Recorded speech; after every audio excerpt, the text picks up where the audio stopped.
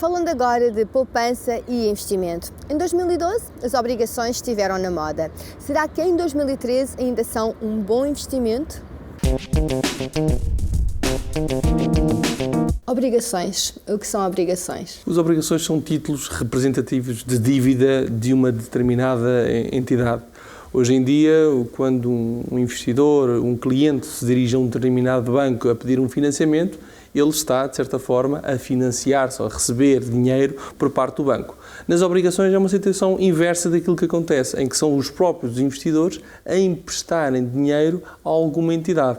Seja uma empresa, seja um setor financeiro, seja uma empresa do setor de telecomunicações ou da energia, e são essas mesmas empresas que emitem essas mesmas obrigações, são títulos representativos de dívida, e os titulares dessa mesma dívida, o que é que eles têm? Têm o direito a receber o pagamento dos juros periódicos, definidos em função de características de cada uma das obrigações, e depois, no final, serem reembolsados do montante que lhe foi emprestado, que emprestaram, neste caso, à entidade que emitiu as obrigações.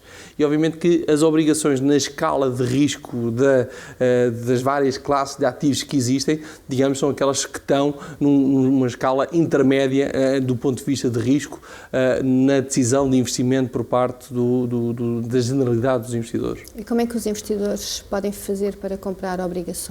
Podem fazê-lo através de duas formas mais naturais. A primeira é adquirir obrigações através de operações em mercado primário. O que é o mercado primário?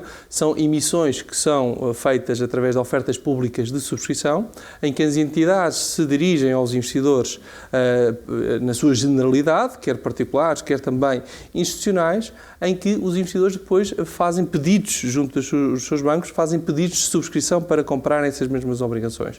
Depois há o apuramento final e depois é distribuído a cada investidor, em função dos pedidos que fizeram, a quantidade de obrigações. Isto é chamado obrigações através do mercado primário. Isto é uma vantagem que os investidores têm, uma vez que entram desde o início nessas mesmas obrigações.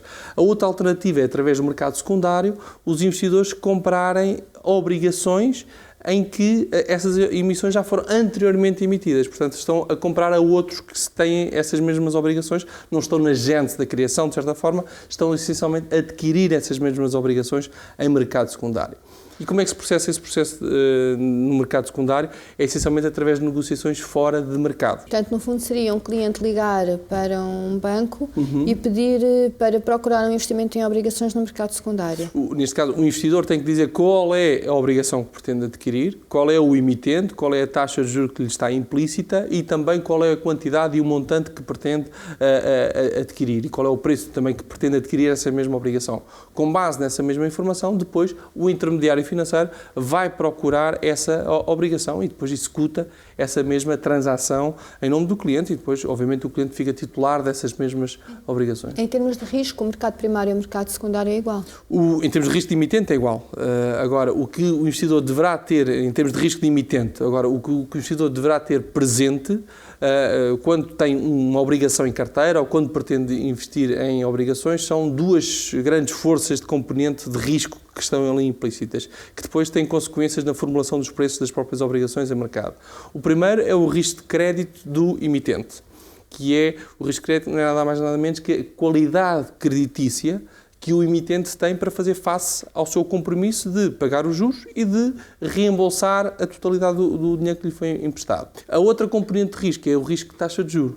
A generalidade das obrigações, grande parte delas tem emissões de taxa fixa, quer aqui em Portugal, quer também fora de Portugal, e à medida em que as taxas de juros de mercado elas registram oscilações, o preço das obrigações, atendendo ao facto de terem taxa fixa, elas também se vão ajustar por essa mesma via. E, de uma forma simplista, poderíamos dizer que, à medida que as taxas de juros de referência de mercado elas tendem a subir, uma vez que as taxas fixas elas estão fixas, o preço das obrigações, ela via risco de taxa de juros, ele também tende a descer. O terceiro, diria, como complementar, é o risco de liquidez dessas mesmas obrigações. O que é importante é que os investidores saibam o risco que estão a incorrer e também tenham implícito todos os custos associados a esse mesmo investimento. Quais são os custos? Os custos são essencialmente os custos de subscrição ou o custo de aquisição dessa mesma obrigação, os custos que estão implícitos depois nas comissões que são cobradas a quando o pagamento de cupons e depois também as despesas de transação que ocorrem quando o reembolso e também as despesas periódicas de guarda de títulos. O ano passado foi uma febre de obrigações e em 2013? Em 2013 continuamos a assistir a algumas emissões de obrigações, não só aqui em Portugal, mas na generalidade dos países, em que há, de certa forma, uma nova forma de financiamento das próprias empresas.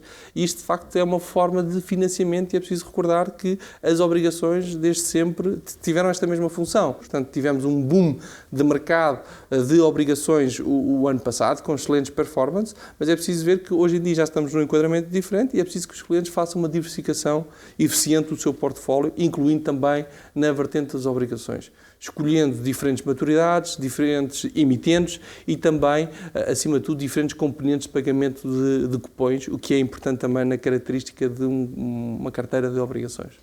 Investimento mínimo. O investimento mínimo de obrigações, ele aqui irá estar relacionado com o tipo de investimento que o investidor pretende fazer.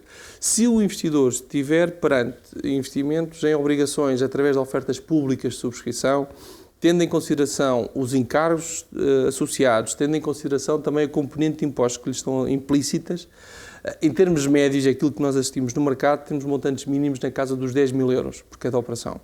Se o investidor fizer um investimento direto em obrigações através do mercado secundário, adquirindo obrigações já previamente existentes, aí, face à característica da negociação, à forma de como é que essas obrigações são também disponibilizadas, aí os investimentos, eu diria que andam na casa dos 25 mil euros. Se o investidor tiver valores inferiores a estes que acabei de referir, de 10 mil euros e 25 mil euros, então aí a melhor solução é fazer a exposição ao mercado de obrigações através de fundos de investimento.